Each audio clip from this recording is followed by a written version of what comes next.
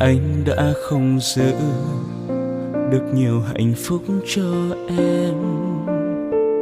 Nhiều khi giận nhau, nước mắt em cứ rơi thật nhiều. Anh xin lỗi em, hãy tha thứ cho anh lần này.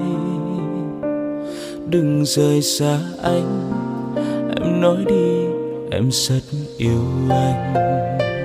Nhưng nay cuộc sống không như anh đang ước mong, của một tình yêu sẽ hạnh phúc giống như bao người. Một người yêu em đắm say, một người bên em mỗi khi.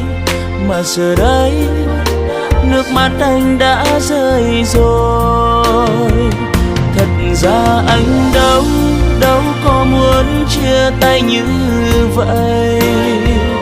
Người yêu em ơi, anh lại nhớ em đang ở đâu. Bàn tay nhỏ bé, khuôn mặt ấy sao lại đổi thay để anh nơi này.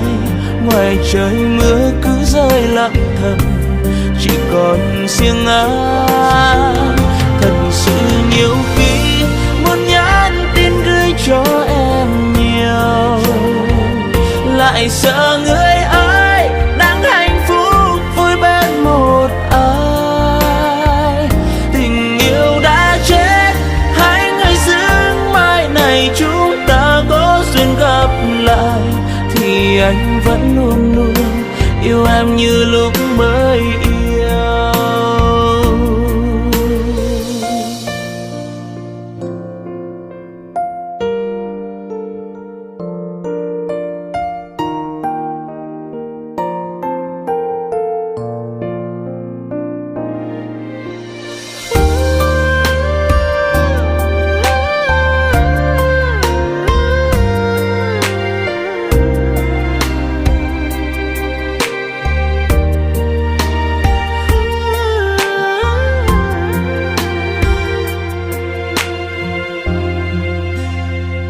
Anh đã không giữ được nhiều hạnh phúc cho em.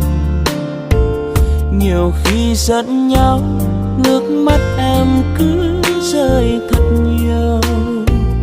Anh xin lỗi em, hãy tha thứ cho anh lần này. Đừng rời xa anh, em nói đi, em rất yêu anh. Nhưng nay cuộc sống không như anh đang ước mơ, của một tình yêu sẽ hạnh phúc giống như bao người. Một người yêu em đắm say, một người bên em mỗi khi. Mà giờ đây nước mắt anh đã rơi rồi. Thật ra anh đâu có muốn chia tay như vậy.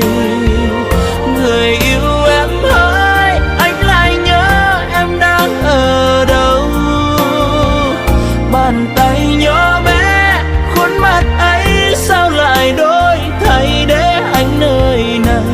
Ngoài trời mưa cứ rơi lặng thầm, chỉ còn riêng anh.